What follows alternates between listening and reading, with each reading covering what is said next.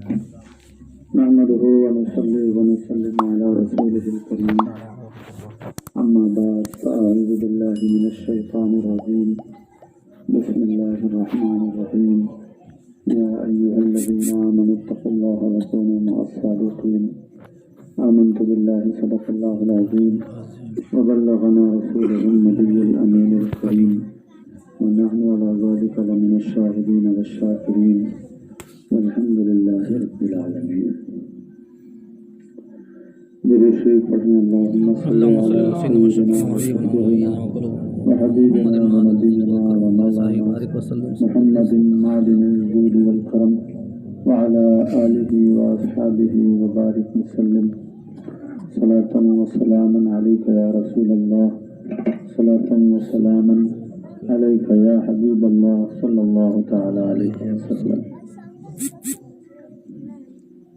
کافی دیر سے آپ حضرات محفل میلاد پاک میں حاضر ہیں اور متعدد نعت شریف پڑھنے اور آپ نے سماعت کی اور سب لوگوں نے ماشاءاللہ بہت محبت کے ساتھ اور اچھے انداز میں نعتیہ کلام پیش کیا. اللہ تبارک و تعالی ہم سب کے پڑھنے سننے کو اپنی بارگاہ میں قبول فرمائے. وقت کافی ہو چکا ہے، کوئی مفصل تقریر نہ کر کے میں ایک حدیث پاک آپ کو سناتا ہوں جس میں ایمان کے متعلق، اعمال کے متعلق نبی پاک صلی اللہ تعالی علیہ وسلم نے پیاری باتیں ارشاد فرمائی. اور یہ حدیث پاک مشہور حدیث پاک ہے. یہ حضرت جبریل علیہ السلام کے نام سے یہ حدیث مشہور ہے اور اسے حدیث جبریل کہا جاتا ہے. حضرت عمر بن خطاب رضی اللہ تعالی عنہ وہ امیر المومنین ہیں. انہوں نے بیان فرمایا کہ ہم لوگ نبی پاک صلی اللہ تعالی علیہ وسلم کی بارگاہ میں حاضر تھے اور سرکار کی پیاری پیاری باتیں سن رہے تھے.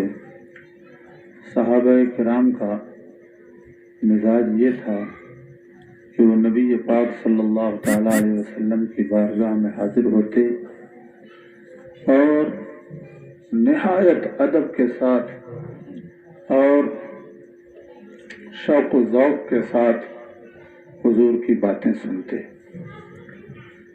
حدیث پاک میں آتا ہے کہ وہ اس کیفیت میں حضور کے سامنے بیٹھتے کأن علی رؤوسہم الطیر، کہ اس قدر محو ہو کر انہماک میں بیٹھتے کہ ایسا لگتا تھا کہ جیسے ان کے سروں پر پرندہ بیٹھا. یہ خاموشی اور سائلنس کا ایک اشارہ ہے کہ جب یہ بتانا مقصود ہوتا ہے کہ فلاں آدمی بالکل ساکت و جامد خاموش بیٹھ کر بات سن رہا ہے تو ایسے موقع پر یہ محاورہ بولا جاتا ہے کہ ایسا لگ رہا تھا کہ جیسے اس کے سر پر پرندہ بیٹھا ہوا. تو حدیث پاک میں صحابہ کرام کے بیٹھنے کا انداز اور حضور کی باتیں سننے کے سلسلے میں انہماک کے بارے میں بیان فرماتے ہیں کہ کأن علی رؤوسہم الطیر، ایسا لگتا تھا کہ جیسے ان کے سر پر پرندہ بیٹھا ہوا. اور سب کی یہی کیفیت ہوتی تھی، خاموشی کے ساتھ، چونکہ جو کلمات سننے کو مل رہے ہیں اور جس پاک زبان سے سننے کو مل رہے ہوتے، نہ ویسی زبان دنیا میں ہو سکتی ہے اور نہ اتنے میٹھے کلمات کہیں اور سننے کو مل سکتے تھے. تو صحابہ کرام بڑے انہماک کے ساتھ سنتے، اور کبھی ایسا ہوتا کہ کوئی بات سمجھ میں نہیں آتی تو پہلے یہ ہوتا تھا کہ کوئی کہتا راعنا یا رسول اللہ ہماری رعایت فرما دیں۔ مطلب یہ تھا کہ ہم کو اب بھی جتنے دھیان سے سننا چاہیے تھا ہم نے اتنا دھیان نہیں دیا، جس کی وجہ سے ہم پوری بات نہیں سمجھ سکے، ہمارے حال کی رعایت فرما دیں۔ تو سرکار دوبارہ ارشاد فرماتے۔ ہوا یہ کہ کچھ منافق لوگ، ان لوگوں نے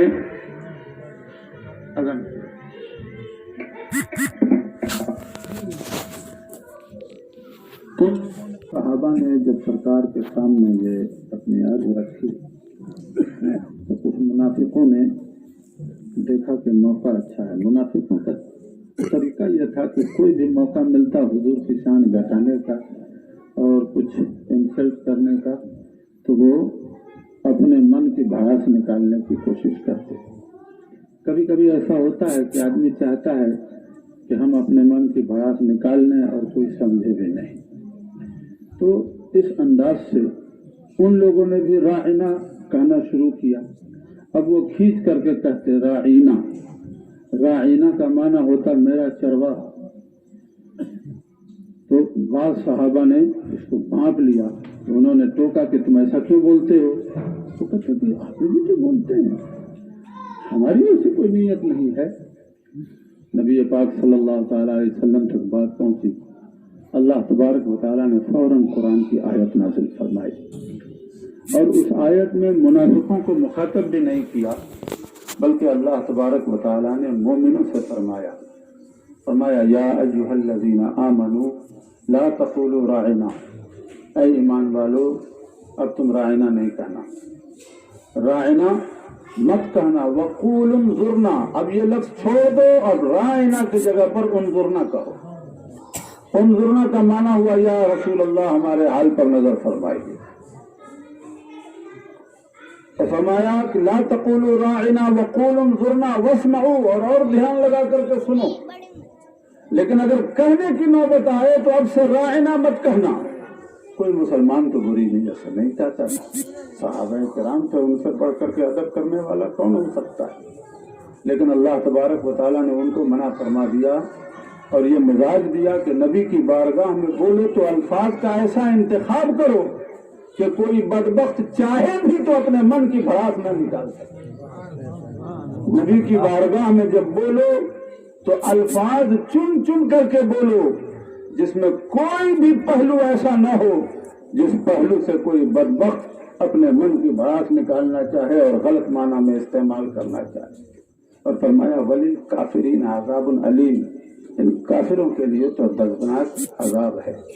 علماء کرام اور مفسرین اعظام نے یہاں سے نتیجہ نکالا اور فرمایا کہ جو لوگوں نے گستاخیاں کی تھی قرآن نے ان کو مخاطب بھی نہیں کیا، جس کو ہم اپنے عرف میں کہتے ہیں کہ منہ لگانے کے قابل نہیں سمجھا، اور مسلمانوں سے فرمایا کہ ان کے لیے وہ کفار ہیں، ان کے لیے دردناک عذاب ہے۔ یہ اس بات کا ثبوت ہے کہ نبی پاک صلی اللہ علیہ وسلم کی شان میں گستاخی کرنے سے انسان دائرہ اسلام سے باہر ہو جاتا ہے اور کافر ہو جاتا ہے۔ بات دوسری طرف نکل گئی، میں اس حدیث پہ آؤں کہ حضرت عمر رضی اللہ تعالیٰ عنہ فرماتے ہیں کہ ہم لوگ بڑے انہماک سے نبی پاک صلی اللہ تعالیٰ علیہ وسلم کا فرمان سن رہے تھے، اذ طلع علینا رجل، کہ اچانک ایک آدمی نمودار ہوا، ایک آدمی آیا، شدید بیاض الثیاب، اس کا کپڑا ایک دم وائٹ تھا، سفید تھا، شدید سواد الشعر، بال ایک دم سیاہ تھے، لا یرا علیہ اثر السفر۔ ایک عجیب بات یہ تھی کہ وہ آدمی آیا، دیکھنے سے لگ نہیں رہا تھا کہ کہیں باہر سے آیا ہے سفر کر کے، اس لیے کہ سفر کر کے اگر آتا تو بال پر کپڑوں پر سفر کے غبار نظر آتے، لیکن بالکل صاف کلین کپڑا، بالکل وائٹ، اور سر کے بال بالکل سیاہ، لا یرا علیہ اثر السفر، اس کے اوپر سفر کی کوئی نشانی نہیں نظر آ رہی تھی، ولا یعرفہ منا احد، اور ہم میں سے کوئی آدمی اس کو پہچان بھی نہیں رہا تھا۔ تو نہیں پہچان رہا تھا کوئی، یہ اس بات کا پروف تھا کہ یہ آدمی باہر سے آیا ہے، لیکن پھر کہ سفر کا کوئی اثر اس کے اوپر نظر نہیں آ رہا تھا۔ خیر، وہ آدمی آیا اور حضور کے سامنے جا کر کے بیٹھ گیا۔ حضور کے سامنے کیسے بیٹھ گیا، اس کے بیٹھنے کا طریقہ بھی حضرت عمر نے بیان فرمایا۔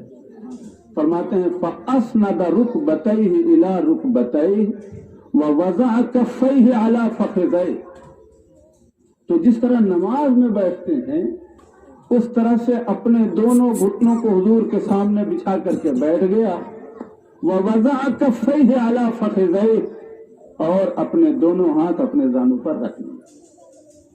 نقشہ کیا بنا؟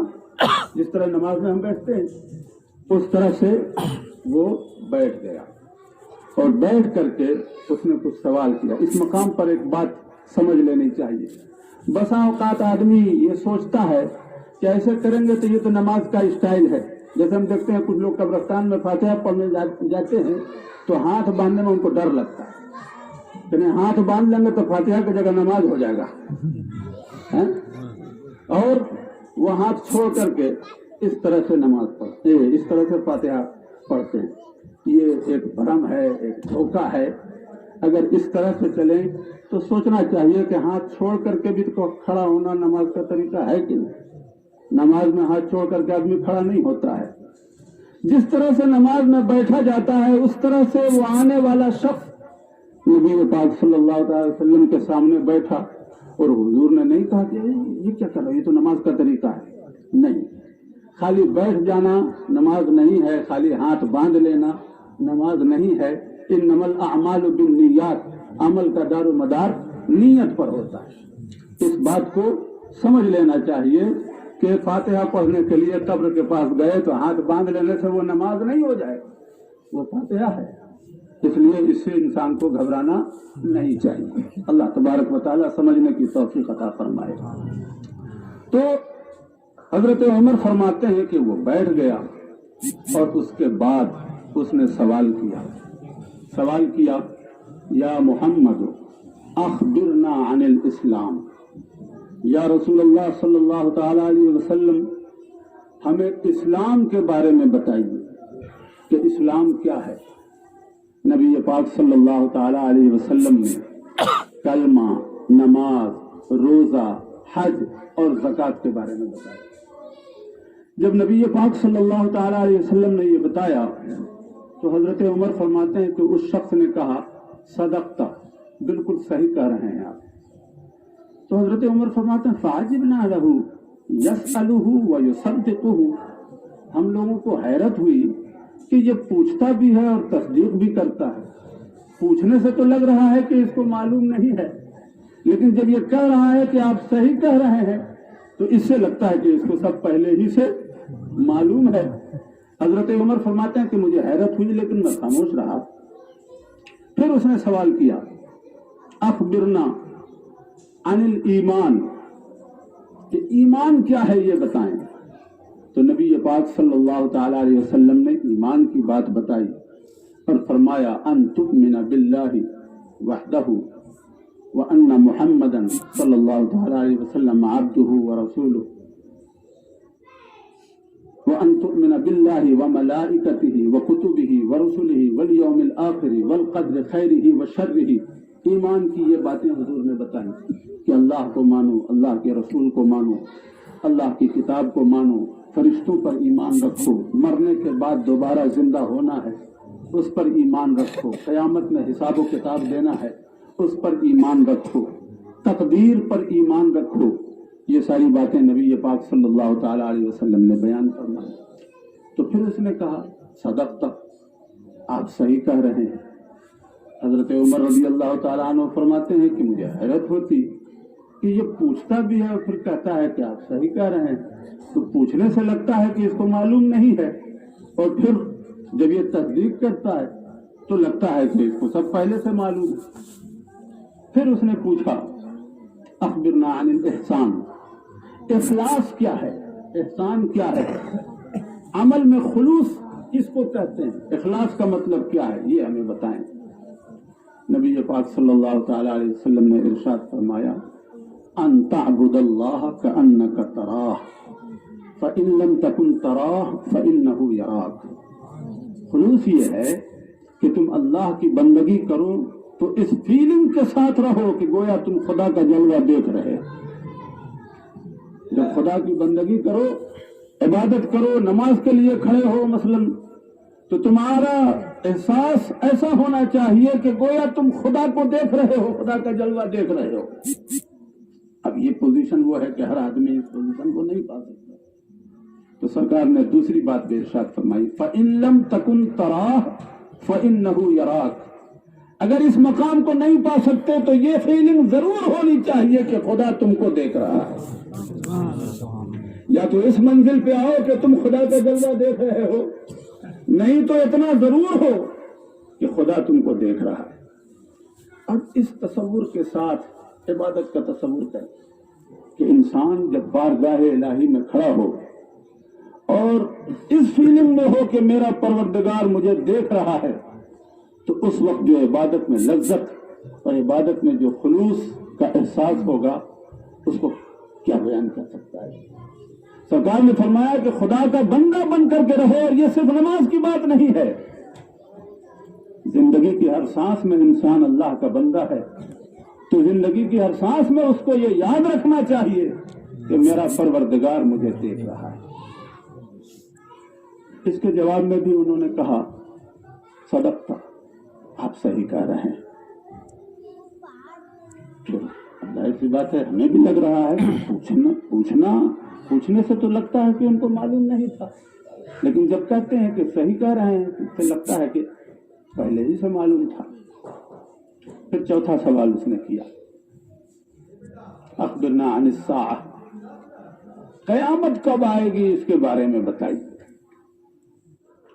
اس مقام پر نبی پاک صلی اللہ علیہ وسلم نے فرمایا مل مسئول عنہا بأعلم من السائل۔ یہاں آ کر کے ایک راز سرکار نے کھولا، فرمایا مل مسئول عنہا بأعلم من السائل، قیامت کے بارے میں جو پوچھ رہا ہے اور جس سے پوچھا جا رہا ہے، جس سے پوچھا جا رہا ہے وہ پوچھنے والے سے زیادہ نہیں جانتا۔ سرکار نے فرمایا کہ قیامت کے بارے میں جس سے پوچھا جا رہا ہے وہ پوچھنے والے سے زیادہ نہیں جانتا، یعنی قیامت کے بارے میں اے پوچھنے والے جتنا تم جانتے ہو اتنا ہی ہم جانتے ہیں۔ یہ مطلب ہوا۔ اب اس مقام پر کچھ لوگوں کو دھوکہ ہوا، کچھ لوگوں نے دھوکہ دیا۔ اس مقام پر آ کر کے بہت سارے لوگوں کی رگ پھڑک جاتی ہے اور وہ کہتے ہیں کہ دیکھیے حضور نے کہا کہ ہم کو نہیں معلوم ہے۔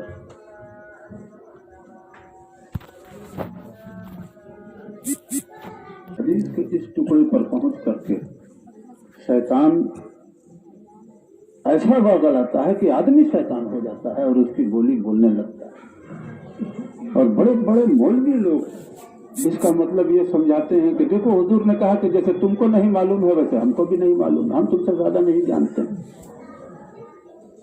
ایک بات یاد رکھیں، حدیث سمجھنے کا بھی ایک انداز ہوتا ہے۔ ہم آپ سے ایک بات پوچھیں، اسی لیے حضرت عمر رضی اللہ تعالیٰ عنہ نے، اور حدیث ابھی آگے آ رہی ہے، ابھی پوری حدیث ہم نے نہیں پڑھی، ایک بات تو اس میں کلیئر کر دیا انہوں نے کہ پوچھنے والا ایسا نہیں تھا کہ جو بات پوچھ رہا ہے وہ اس کو معلوم نہیں۔ ایک بات اس میں یہ کلیئر ہے کہ ہر بات وہ جان بوجھ کر پوچھ رہا تھا۔ پہلے اس نے اسلام کے بارے میں پوچھا تو یہ ظاہر کر دیا کہ ہم یہ پہلے سے جانتے ہیں اور جان کر کے پوچھ رہے ہیں۔ ایمان کے بارے میں پوچھا اور پوچھ کر کے پھر تصدیق کی تو اس بات کو ظاہر کیا کہ نہیں کیا کہ ہم نے پوچھا ہے، تو اس کا یہ مطلب نہیں ہے کہ ہم کو معلوم نہیں ہے، بلکہ ہم جان بوجھ کر کے پوچھ رہے ہیں۔ اور یہیں سے یہ بھی سمجھ لینا چاہیے کہ پوچھنا نہ جاننے کی دلیل نہیں ہوتی۔ کئی بار ایسا ہوتا ہے کہ جان بوجھ کر کے بھی کوئی چیز پوچھی جاتی ہے، اس کی حکمت ہوتی ہے۔ تو پھر तीनों सवाल जानबूझ करके किया गया, तो इसमें कैसे आ गया कि ये पूछा और नहीं बताया, तो इसका मतलब ये है कि तुमको भी नहीं मालूम और हमको भी नहीं मालूम।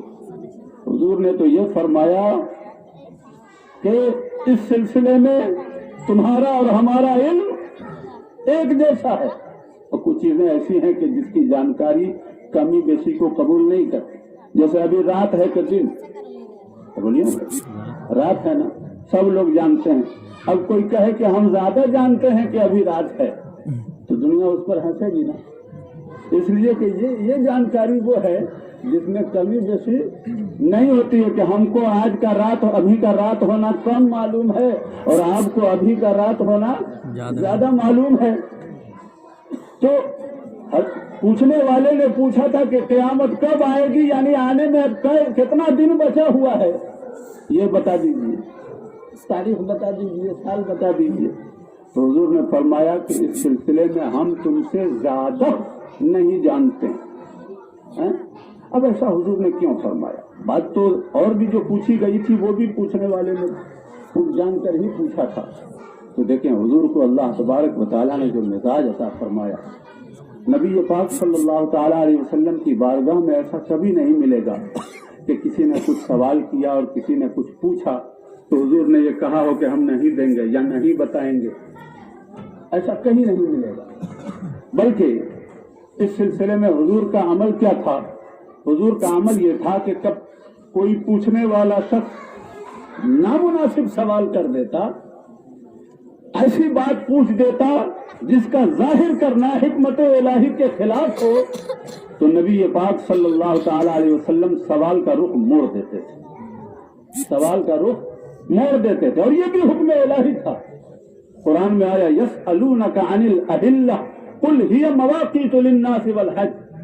क्या हबीब सल्लल्लाहु ताला अलैहि वसल्लम, आपसे लोग पूछते हैं कि ये चांद छोटा बड़ा काहे होता है, पतला है फिर मोटा, फिर होते होते गोल हो जाता है, फिर पतला होने लगता है, ऐसा क्यों होता है? उन लोगों ने उसकी साइंटिफिक वजह पूछी। तो अल्लाह तबारक व तआला ने फरमाया लोग आपसे चांद के बारे में पूछ रहे हैं कि कैसे होता है, साइंटिफिक रीजन पूछ रहे हैं, आप ये ना बताइए। कुल हिय मवाक़ीतु लिन्नासि वल हज, इसके छोटा बड़ा होने का इंसान को क्या फायदा है, वो फायदा बताइए। इंसान को क्या फायदा है वो फायदा बताइए, वो उनके काम की चीज है। फरमाया कुल हिय मवाक़ीतु लिन्नासि वल हज, आप फरमा दीजिए कि ये टाइम मालूम करने और हज के अय्याम मालूम करने का जरिया है, कि चांद के जरिए तुम्हें पता चलेगा कि रमजान शुरू हुआ कि नहीं हुआ, चांद के जरिए पता चलेगा कि हज का सीजन आया कि नहीं आया, ईद की नमाज पढ़े कि नहीं पढ़े, आज तक मालूम होता है चांद ही के जरिए। तो ये अल्लाह तबारक व तआला की जानिब से नबी पाक सल्लल्लाहु अलैहि वसल्लम को मिजाज अता हुआ। एक सहाबी ने पूछ लिया कि हुजूर क़यामत कब आएगी, उन्होंने भी पूछा, तो सरकार ने यहाँ भी बात का रुख मोड़ा और फरमाया ये पूछते हो कि क़यामत कब आएगी, ये तो बताओ क़यामत की तैयारी क्या की, क़यामत की तैयारी क्या है? तो उन्होंने फिर अर्ज़ किया या रसूलल्लाह मा आदतु लहा कबीर सलातिन वला सियामिन इल्ला इन्नी उहिब्बुल्लाह व रसूलह। हुजूर हमारे पास कुछ नहीं है, सिर्फ यही है कि मैं अल्लाह और उसके रसूल से खूब मोहब्बत करता हूँ, मोहब्बत करता हूँ। सरकार ने फरमाया अल मरउ मअ मन अहब्ब व अंत मअ मन अहबब्ता, इंसान उसके साथ होगा क़यामत में भी जिससे वो मोहब्बत करता है, तू भी जिससे मोहब्बत करता है क़यामत में उसके साथ रहेगा। तो ये एक मिजाज नबी पाक सल्लल्लाहु अलैहि वसल्लम। और दूसरी बात, हदीस समझने में इस बात का भी ख्याल रखना चाहिए कि ऐसी सैकड़ों जगहें मिलेंगी जहां दोनों बातें, दो तरह की बातें सामने आती हैं, इसलिए कि नबी पाक सल्लल्लाहु ताला अलैहि वसल्लम की ज़ात पाक की भी दो हैसियतें। एक हैसियत उम्मत का आइडियल होने की हैसियत कि नबी पाक सल्लल्लाहु ताला अलैहि वसल्लम को देख करके उम्मत जिंदगी जीने का तरीका सीखे और किस मोमेंट में कैसे करना है इसका दर्स ले, और एक वो जिहत जो नबी पाक सल्लल्लाहु अलैहि वसल्लम की शान और अजमत को जाहिर करती है। नबी पाक सल्लल्लाहु अलैहि वसल्लम को शान और अजमत को जाहिर करने वाली खुसूसी जिहत, और दोनों को नहीं समझने की वजह से गलती होती है। मिसाल के तौर पर हजरत जाबिर रज़ी अल्लाह ताला अन्हु की एक हदीस बड़ी मशहूर है, सही बुखारी में है حضرت جابر رضی اللہ تعالیٰ عنہ فرماتے ہیں غزوہ خندق کا موقع تھا، ہم لوگ خندق کھود رہے تھے کہ ایک چٹان آ گئی، کسی سے وہ چٹان ٹوٹ نہیں رہی تھی، ہم لوگ سب سرکار کی بارگاہ میں گئے، سرکار کی بارگاہ میں گئے تو حضرت جابر فرماتے ہیں کہ ہم نے وہ منظر دیکھا کہ دل تڑپ کے رہ گیا۔ کیا دیکھا؟ وہ بطنہ معصوب بحجر، بھوک کی وجہ سے حضور نے اپنے پیٹ پر پتھر باندھ رکھا تھا۔ اب اس کو دیکھ کر کے لوگ کہتے ہیں کہ بتائیے اگر اتنے اختیار ہوتا تو کیا ضرورت تھی پیٹ پر پتھر باندھنے کی، اتنا بھوک برداشت کرنے کی؟ کیا کوئی ایسا ملے گا کہ اختیار رہتے ہوئے بھی آدمی اتنا بھوک برداشت کرے؟ نادانوں، کمال تو یہی ہے کہ سب کچھ رہتے ہوئے بھی حضور نے ہماری تعلیم کے لیے سب کچھ برداشت کیا، ہماری تعلیم کے لیے سب کچھ برداشت کیا۔ یہ ایک وہ جہت ہے جو سیکھنے کی جہت ہے۔ نبی پاک صلی اللہ تعالی علیہ وسلم اگر اپنا اختیار پہلے ظاہر کر کے یہ منظر نہ پیش کرتے تو حضور کے اختیار میں تو سب کچھ تھا، آج ہمارے اختیار میں کیا ہے؟ ہم اگر مشکل میں پڑتے تو ہمیں صبر کا ڈھنگ کہاں سے ملتا؟ لیکن اسی حدیث میں دوسری جہت بھی موجود ہے۔ حضرت جابر فرماتے ہیں کہ ہم سے برداشت نہیں ہوا، ہم گھر گئے، گھر میں جا کر کے سب کچھ ڈھونڈا تو کچھ نہیں، آدھا سا یعنی کلو سوا کلو بھر جو اور ایک بکری کا بچہ تھا، ہم نے بکری کا بچہ ذبح کر دیا اور جو کو پیس کر کے آٹا کر دیا اور اس کے بعد اپنی اہلیہ سے کہا کہ اس کو تیار کرو اور چلے آئے حضور کی بارگاہ میں۔ حضور کی بارگاہ میں آئے، کہتے ہیں کہ دل تو چاہتا تھا کہ سب کی دعوت کریں، سب صحابہ بھوکے تھے، 1000 صحابہ تھے، لیکن اتنا تھا نہیں۔ سرکار کی بارگاہ میں جا کر کے سرگوشی یعنی کان میں کرنا جس کو کہتے ہیں، سرگوشی کیا، کہا کہ حضور تھوڑا سا کھانا ہمارے گھر میں ہے، بکری کا ایک بچہ ہے، تھوڑا سا آٹا ہے، ہم نے تیار کیا ہے، فتعال انت ونفر معک، حضور آپ چلیں اور ایک دو آدمی کو اور لے لیں۔ اب یہ ان کے دل میں چل رہا تھا کہ کاش آج حلم ہمارے پاس ہوتا تو ہم سب کی دعوت کرتے۔ جو بات دل میں چل رہی تھی سرکار نے اس کو محسوس فرمایا اور کہنے والے نے کہا کہ وہ تو وہ بارگاہ ہے کہ جتنا مانگو اس سے بڑھ کے ملتا ہے، جتنا مانگو اس سے بڑھ کے ملتا ہے۔ حضور نے اعلان فرما دیا ہے، یا اہل الخندق ان جابرا صنع سورا فحی حلا بکم، فرمایا خندق والے کام روک دو، چلو جابر کے گھر کھانا بنا ہے، چلو سب لوگ کھانا کھا لو، سب لوگ کھانا کھا لو۔ حضرت جابر رضی اللہ تعالی عنہ جھپٹ کے آگے گئے اور گھر جا کر کے اپنی زوجہ سے کہا کہ سب آ رہے ہیں، اب کیا ہوگا؟ تو قربان جائیں۔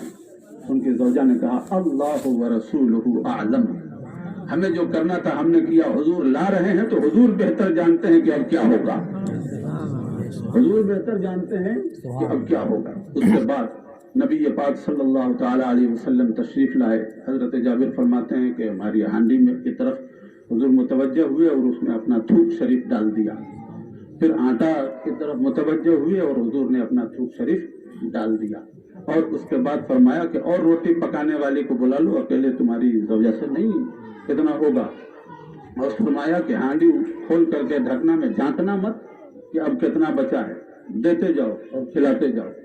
حضرت جابر فرماتے ہیں فاقسم باللہ، میں اللہ کی قسم کھا کر کہتا ہوں لأکلوا حتی ترکوہ وانحرفوا وإن برمتنا لتغط کما ہی وإن عجیننا لیخبز کما ہوا۔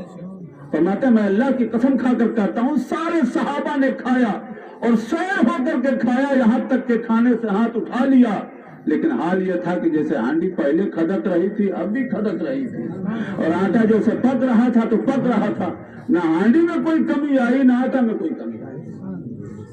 اب آپ سوچ کر کے دیکھو، ایک منظر تو وہ ہے کہ حضور نے اپنے پیٹ پر پتھر باندھ رکھا ہے، اور دوسرا منظر یہ ہے کہ لعاب دہن ڈال دیا ہے کھانے میں تو کھانا ختم نہیں ہوا، اور آگے پھر کیا ہے؟ حضرت جابر رضی اللہ تعالیٰ عنہ 3 دن تک کھاتے رہے، محلے میں بٹواتے رہے، نہ کھانا ختم ہوا نہ خراب ہوا۔ اس کے بعد انسانی فطرت ہے، انہوں نے جھانک کر کے دیکھا کہ اب کتنا بچا ہوا ہے تو ختم نہیں ہوا، جب جھانک کے دیکھا تو ایک کے وقت میں ختم ہو گیا۔ آئے سرکار کی بارگاہ میں، یا رسول اللہ ایسا ایسا ہو گیا۔ سرکار نے فرمایا تم نے دیکھا کھول کر کے؟ جی حضور۔ سرکار نے فرمایا اگر تم نے ایسا نہیں کیا ہوتا لأکلتم متتہ، چراتی دنیا تک تمہاری نسل کھاتی لیکن ختم نہیں ہوتا۔ تمہاری نس اٹھاتی لیکن ختم نہیں ہوتی۔ اب آپ سوچو، ایک طرف وہ منظر ہے کہ حضور نے اپنے شکم پر پتھر باندھ رکھا ہے، وہ تو لوگوں کو نظر آ گیا کہ مجبوری ہی نہ تھی، مجبوری ہے میں نے باندھ رکھے تھے، لیکن اختیار کا پہلو نظر نہیں آیا۔ حضور کی زندگی پاک کے یہ دو پہلو ہیں۔ حضور نے پتھر اس لیے نہیں باندھا تھا کہ ہم مجبور ہیں، بلکہ اس لیے باندھا تھا کہ دین کی راہ میں بھوکے رہنا پڑے تو صبر کا ڈھنگ ہم سے سیکھ لو، صبر کرنے کا ڈھنگ ہم سے سیکھ لو، اور اس وقت تمہارا ایمان کہے گا کہ ہم تو ہم ہیں۔ ہمارے آقا صلی اللہ تعالیٰ علیہ وسلم جن کے قبضے میں اللہ تعالیٰ نے دونوں جہان دے رکھا تھا، انہوں نے بھی دین کی راہ میں یہ مشکل برداشت کی ہے اور خوشی خوشی برداشت کی۔ وہ تعلیم کا پہلو تھا، اور یہ نبی پاک صلی اللہ تعالی وسلم کی شان کا پہلو ہے۔ تو اس حدیث پاک میں بھی ایک تعلیم کا پہلو ہے اور ایک شان کا پہلو ہے۔ نبی پاک صلی اللہ تعالی علیہ وسلم نے فرمایا مل مسئول عنہا بأعلم من السائل۔ اب لوگوں نے اس کو لے لیا کہ دیکھیے حضور تو کہہ رہے ہیں کہ ہم نہیں جانتے ہیں، جیسے تم نہیں جانتے ویسے ہم بھی نہیں جانتے۔ یہ سراسر جہالت ہے، یعنی ہر سوال جان کر کے ہو رہا ہے، تو پھر اس میں کہاں سے آ گیا کہ نہ جان کر کے یہ سوال تھا۔ خیر، جب حضور نے یہ فرمایا، بہت دھیان سے میری باتیں سنیں، اور جب اس طرح کے عنوانات پر میں بولتا ہوں تو ہمارے بہت سے بھٹکے ہوئے بھائی لوگ وہ کہتے ہیں کہ ہمارے خلاف بول رہا ہے۔ خدا کے واسطے جہاں دنیا میں سارا دماغ لگاتے ہو، دین کے بارے میں بھی سمجھنے کی کوشش کرو، دین کے بارے میں بھی سمجھنے کی کوشش کرو۔ میں حدیث پیش کر رہا ہوں اور آپ کو دعوت فکر دے رہا ہوں کہ آپ اس کو سمجھنے کی کوشش کرو۔ خود سے نہیں سمجھ میں آتا، کنفیوژن ہے، تو اپنے عالم کے پاس جا کر کے پوچھو، ان سے تسلی نہیں ہوتی ہے تو میرے پاس آؤ، میں سمجھانے کی۔ لیکن خدا کے واسطے یہ مزاج نہ بناؤ کہ ہمارے خلاف بولو۔ اب قرآن کی آیت حدیث آپ کے خلاف جائے تو پھر اپنا محاسبہ کرنا چاہیے کہ ہم کہیں غلط راستے پر تو نہیں ہو گئے۔ خیر، جب حضور نے یہ فرمایا تو اس پوچھنے والے نے پوچھا فَأَخْبِرْنِي عَنْ إِمَارَاتِهَا، ٹھیک ہے تو پھر قیامت کی نشانیاں بتا دیجیے، قیامت کی نشانیاں بتا دیجیے۔ اس کا مطلب یہ ہے کہ وہ اظہار کر رہا ہے کہ آپ قیامت کے بارے میں بھی جانتے ہیں اور قیامت کی نشانی بھی جانتے ہیں، قیامت کی نشانی بتا دیجیے۔ تو نبی پاک صلی اللہ علیہ وسلم نے یہاں پر یہ نہیں فرمایا کہ ہم نہیں جانتے ہیں تم سے زیادہ، بلکہ سرکار فرماتے ہیں ان تلد الامۃ ربتها، قیامت کی نشانی یہ ہے کہ قیامت کے آنے سے پہلے یہ ہوگا کہ مائیں اپنے مالکوں کو جنیں گی، یعنی اولاد ماں باپ کے ساتھ وہ سلوک کرے گی جو نوکروں کے ساتھ کیا جاتا ہے۔ آج وہ سب دیکھنے کو مل رہا ہے۔ اس سلسلے میں انسان کو اپنا محاسبہ بھی کرنا چاہیے۔ وَأَن تَرَى الْحُفَاةَ الْعُرَاةَ الْعَالَّةَ رُعَاءَ الشَّاءِ يَتَطَاوَلُونَ فِي الْبُنْيَانِ، سرکار فرماتے ہیں کہ وہ لوگ جن کے پیروں میں چپل نہیں ہے، جو ننگے سر ہیں، ایک وقت آئے گا، بکریاں چرانے والے لوگ، ایک وقت آئے گا یتطاولون فی البنیان، عمارتوں کی اونچائی میں کمپٹیشن کریں گے کہ ہماری بلڈنگ زیادہ اونچی ہے کہ تمہاری بلڈنگ زیادہ اونچی ہے۔ اور آج یہ کمپٹیشن بھی عرب کے ممالک میں خاص طور سے نظر آ رہا ہے کہ کس کی عمارت زیادہ اونچی ہے۔ دبئی والے نے برج خلیفہ بنوایا تو اب سعودیہ والا اس سے اونچی کی تیاری میں ہے۔ طرح طرح سے سرکار نے فرمایا کہ لوگ عمارتوں کی اونچائی میں مقابلہ کریں گے۔ اس کے علاوہ دیگر نشانیاں بھی نبی پاک صلی اللہ علیہ وسلم نے بیان کرنا۔ اب پھر اس کے بعد وہ چلا گیا۔ جب چلا گیا تو نبی پاک صلی اللہ علیہ وسلم نے حضرت عمر ہی سے پوچھا، اب دیکھیے وہ جو شان کا پہلو آ رہا ہے، حضرت عمر سے پوچھا اتدری من السائل، عمر کیا تم جانتے ہو کہ وہ پوچھنے والا کون تھا؟ جانتے ہو کہ وہ پوچھنے والا کون تھا؟ تو حضرت عمر نے یہ نہیں کہا کہ ہم نہیں جانتے ہیں، آپ بتائیے آپ اس کو جانتے تھے کہ نہیں؟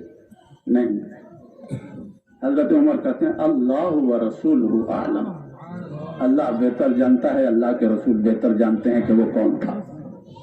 یعنی صحابہ کا مزاج کیا تھا؟ صحابہ کا طریقہ کیا تھا، آج لوگوں نے کیا طریقہ بنا رکھا ہے۔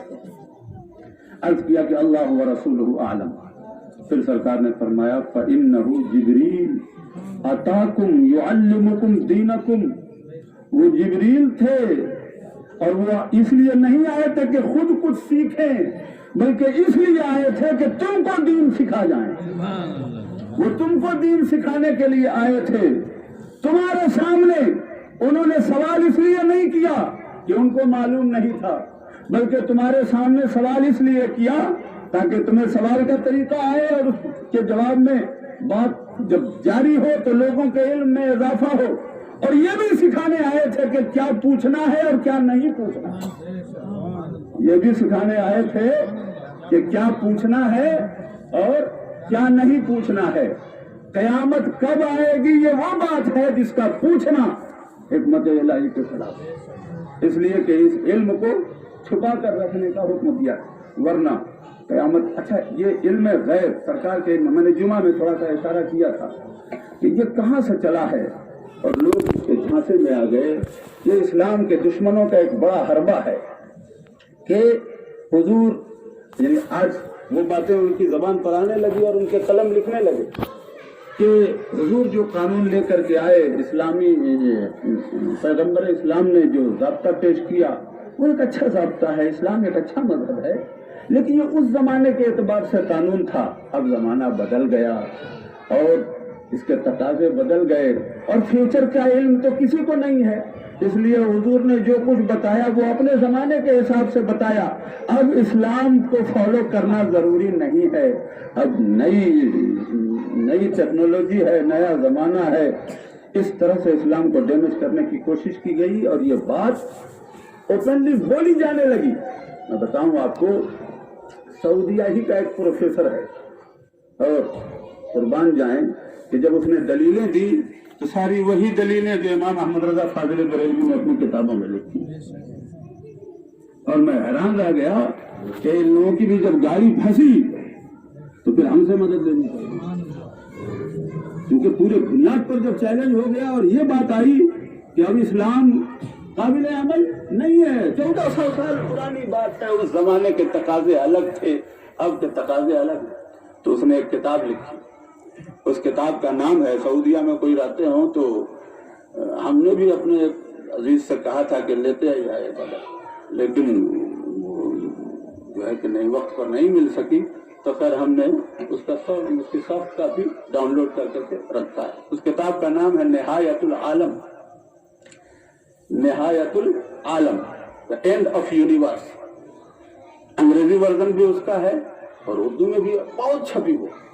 اس کتاب میں اس نے کئی حدیثیں لکھی اور ابھی جو کچھ ہو رہا ہے اس نے ثابت کیا کہ ہمارے پیغمبر کو قیامت تک ہر بات کا علم ہے، اور جو کچھ ابھی ہو رہا ہے اس کی پیشن گوئی جو نبی پاک صلی اللہ تعالی علیہ وسلم نے فرمائی، اس کا پروف اس نے پیش کیا کہ سرکار نے قیامت سے پہلے کیا کیا ہوگا اس کے بارے میں نبی پاک صلی اللہ علیہ وسلم نے بتایا۔ عمارتوں کا، اونچی اونچی عمارتوں کا ہونا حضور نے بتایا، عورتوں کا بزنس میں پارٹنرشپ اختیار کرنا یہ حضور نے بتایا، پہلے ایسا نہیں تھا۔ سرکار نے فرمایا کہ قیامت کے آنے سے پہلے لوگوں میں موٹاپا عام ہو جائے گا۔ یہ سارے بڑے بڑے معاملات جو آج دنیا دیکھ رہی ہے، اس نے بتایا کہ یہ ساری باتیں ہمارے پیغمبر نے پہلے بتا دی تھی، یہاں تک کہ نبی پاک صلی اللہ علیہ وسلم کا ایک فرمان لکھا کہ عرب میں، یعنی نبی پاک صلی اللہ علیہ وسلم کا جو دور تھا اس زمانے میں سرنگوں کا تو تصور نہیں تھا، سرنگوں کا تصور نہیں تھا، لیکن نبی پاک صلی اللہ علیہ وسلم نے اس زمانے میں فرمایا کہ وہ وقت کیسا ہوگا جب پورا شہر مکہ سرنگوں اور پائپ لائنوں سے گر جائے گا، سرنگوں اور پائپ لائنوں سے گر جائے گا، اور خانہ کعبہ کے سامنے پہاڑوں سے اونچی اونچی عمارتیں بن جائیں گی۔ یہ ساری باتیں نبی پاک صلی اللہ تعالی علیہ وسلم نے ارشاد فرمایا، اور اس کے بعد اس نے نتیجہ نکالا کہ جس پیغمبر کو قیامت تک کی باتوں کا علم ہے اس پیغمبر کا دیا ہوا قانون بھی قیامت تک کے لیے لازم العمل ہے۔ سبحان اللہ، اللہ اکبر، یا رسول اللہ۔ اب جب یہ اس نے ثابت کر دیا تو پھر اپنے لوگوں نے اپنے لوگوں کا ڈر ستایا کہ پھر لوگ کہیں گے تو یہ تو پھر بریلویوں والا مان لیا، علم غیب مان لیا. تو اس نے اس کا بھی جواب دیا ولا بعد فيه قال الله تبارك وتعالى في القرآن المجيد عالم الغيب فلا يظهر على غيبه أحدا إلا من ارتضى من رسول. تو اس میں کیا حرج ہے؟ اللہ تبارک و تعالیٰ نے قرآن میں فرمایا کہ اللہ عالم الغیب ہے اور غیب کا علم سب کو نہیں دیتا. اللہ تبارک و تعالیٰ اپنے پسندیدہ رسولوں کو غیب کا علم عطا فرماتا ہے. سبحان اللہ. پسندیدہ رسولوں کو غیب کا علم عطا فرماتا ہے. تو یہ تو سعودیہ کی کتاب ہے. جن لوگوں کو سعودیہ کی اقتدا پر ناز ہے ان کو تو کم سے کم اس پر یقین ہے. ہمیں تو اس کتاب کی ضرورت نہیں ہے. ہمارے اکابر نے الحمدللہ قرآن و حدیث کے ذخائر جمع فرما دیے.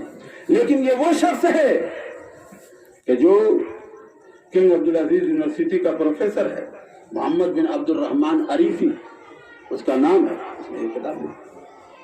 تو نبی پاک صلی اللہ تعالیٰ علیہ وسلم کے علم پاک کے مسئلے میں انسان اگر پھسا ہو تو آپ دیکھ لیں کہاں سے کہاں تک اس کا معاملہ پھنس جاتا ہے.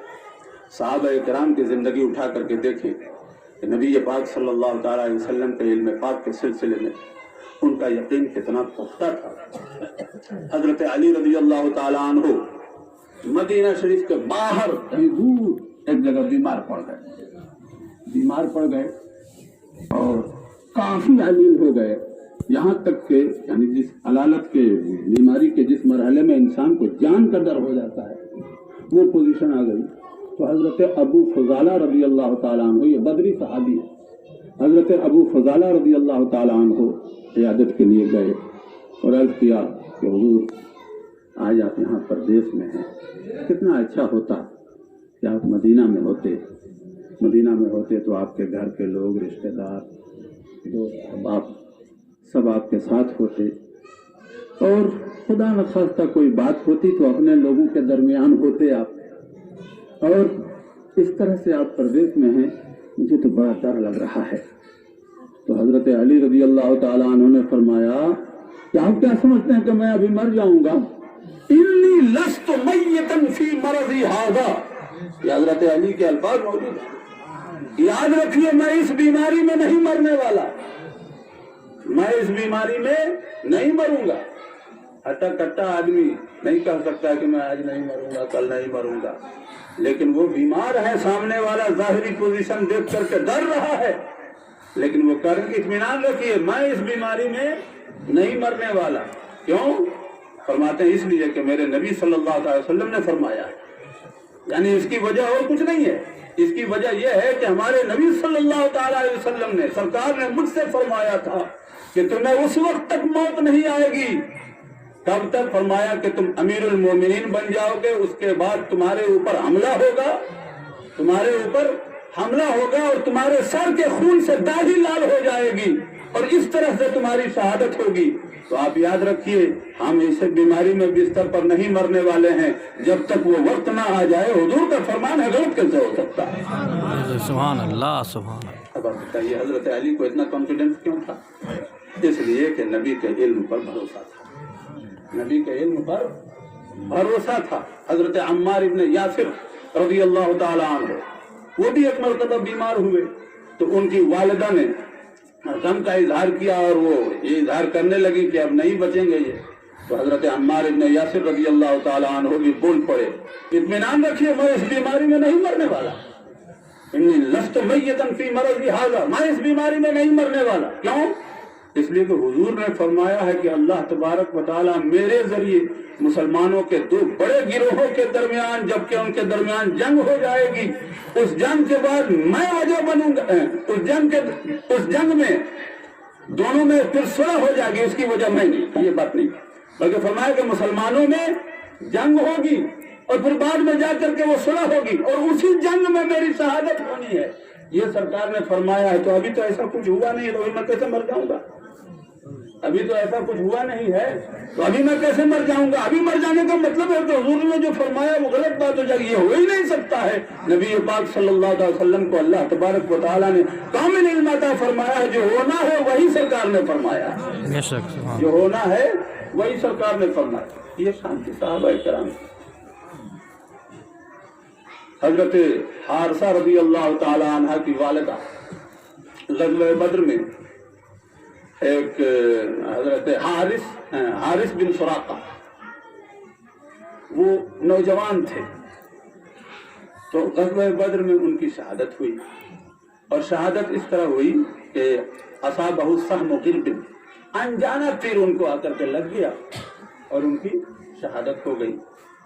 تو ماں کا دل تڑپ اٹھا، تو ان کی والدہ نبی پاک صلی اللہ علیہ وسلم کی بارگاہ میں حاضر ہوئی، یا رسول اللہ آپ ہم کو کم سے کم اتنا بتا دیجئے کہ میرا بیٹا اس وقت کس حال میں ہے، اس کا انجام کیا ہوا، اگر وہ جنت میں پہنچ گیا ہے تو ہم صبر کر لیں گے، اگر وہ جنت میں پہنچ گیا ہے تو ہم صبر کر لیں گے، اور نہیں ابھی تک ایسا ہوا ہے تو کم سے کم ہمیں رونے تو دیجیے، ہم روئیں گے۔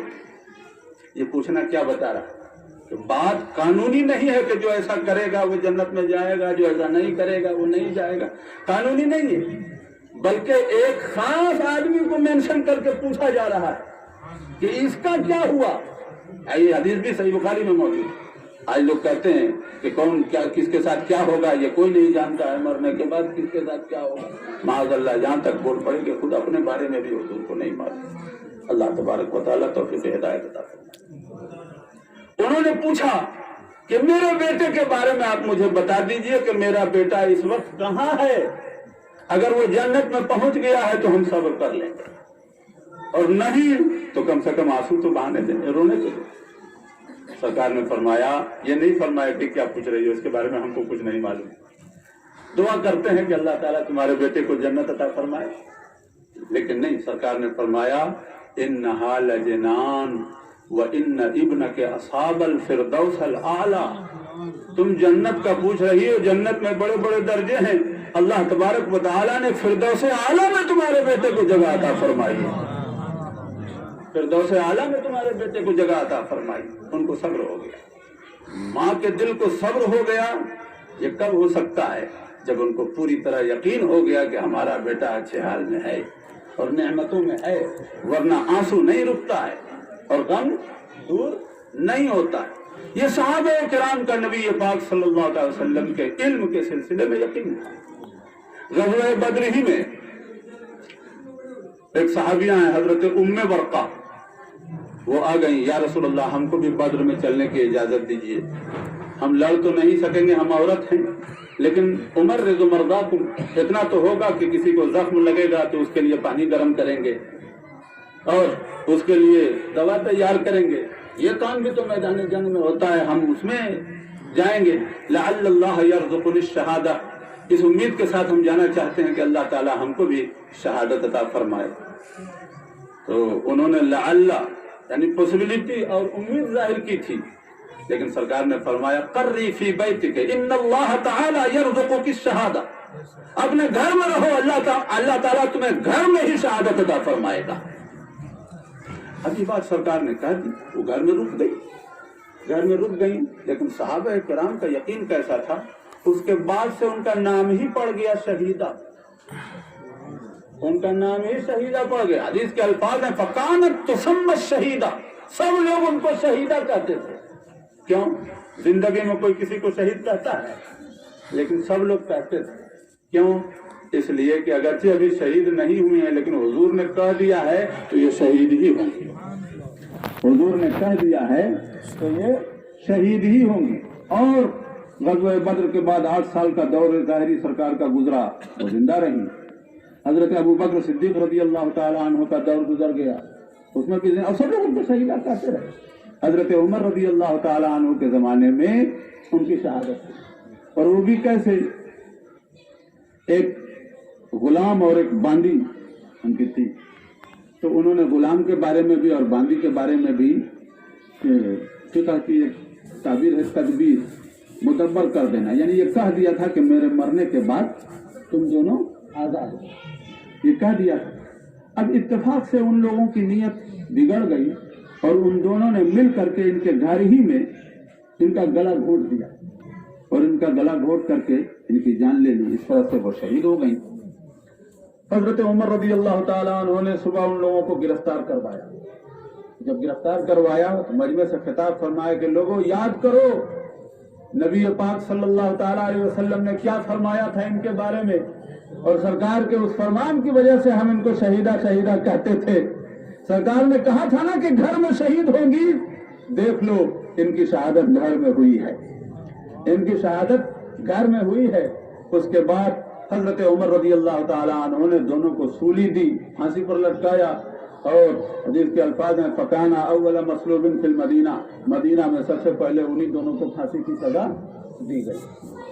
تو آپ دیکھیں یہ صحابہ کرام کا مزاج، صحابہ کرام کا یہ مزاج ہے کہ ہر یعنی کہیں سے بھی نبی پاک صلی اللہ تعالی وسلم کی شان کا پہلو نظر آتا تو اس کو اجاگر کرتے.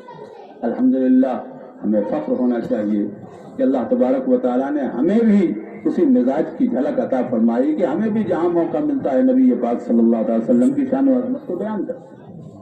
اللہ تبارک و تعالیٰ سب کو ایسا مزاج عطا فرمائے اور حدیث صحیح طریقے سے سمجھنے سمجھانے کی توفیق عطا فرمائے. آمین بجاہ سید المرسلین.